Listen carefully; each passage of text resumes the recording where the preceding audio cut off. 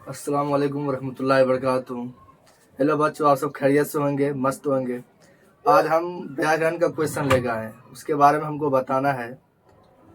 Question है कि संधि एवं संधि विच्छेद। संधि एवं संधि विच्छेद। संधि का जो परिभाषा जो होता है दो वर्णों के मेल से जो उत्पन्न होता है, दो वर्णों के मेल से जो उत्पन्न विकार को संधि कहते हैं।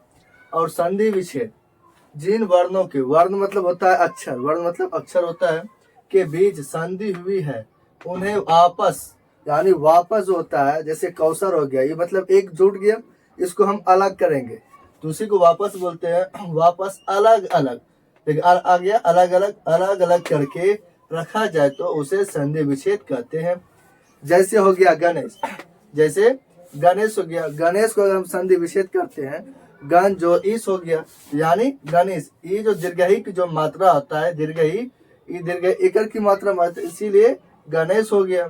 और संधि विच्छेद के जो भेद होते हैं, संधि विच्छेद के 3 भेद होते हैं। संधि विच्छेद के 3 भेद होते हैं। नंबर 1 हो गया स्वर संधि, व्यंजन संधि, विसर्ग संधि। और स्वर संधि जो होता है, दो स्वरों के मेल से जो उत्पन्न विकार को स्वर संधि कहते हैं।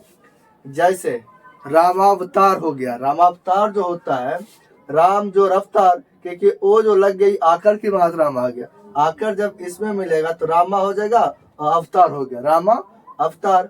और संधि, स्वर संधि के 5 भेद होते हैं।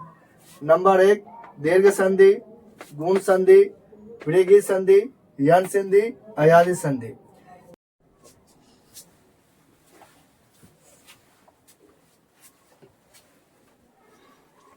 अब है नंबर 1 दीर्घ संधि। दीर्घ संधि में क्या होता है, इसमें सजातीयों स्वरों का मेल होता है, दोनों स्वरों की मिलाकर संबंधित दीर्घ मात्रा बनेगी।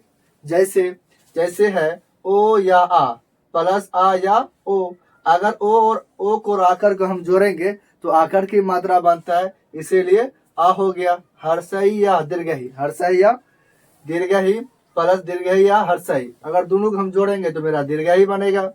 हर्षऊ या दुर्गहु प्लस दुर्गहु या हर्षऊ, दोनों को अगर हम ऐड करेंगे तो मेरा बनेगा क्या, दुर्गहु बनेगा। अब देखिए दीर्घ संधि के बारे में क्या है, तो दीर्घ संधि जो है, दीर्घ संधि में दीर्घ की मात्रा का ही विच्छेद किया जाता है। जैसे एग्जाम्पल होता है संधि विच्छेद, मतलब दोनों को अलग करना।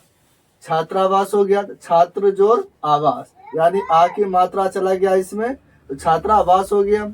और भानुदय, भानु जोर गुरुपदेश हो गया, गुरुपदेश की जब संधि विच्छेद करेंगे, गुरु जोर उपदेश हो गया। सुक्ति है, सु जोर उक्ति हो गया। अब गुण संधि, गुण संधि जो होता है, ओ या आ प्लस हर्षई या दीर्घई, जब इसको हम बराबर करेंगे तो ए बनेगा। फिर है ओ या आ, ओ या आ प्लस हर्षऊ या दुर्गहु, जब इसको हम जोड़ेंगे तो ओकर की मात्रा बनेगा। ओ या आप या रे, जब इसको हम जोड़ेंगे तो मेरा अड़ बन जाएगा। ठीक है, एग्जाम्पल के तौर पे हम बताते हैं। जैसे देवेंद्र है, देव जोर इंद्र हो गया। नरेश है, नर जोर ईस हो गया। महेश है, महा जोर ईस हो गया। गणेश है, गण जोर ईस हो गया। रमेश है, रमा जोर ईस हो गया। सत्येंद्र है, सत्य जोर इंद्र हो गया।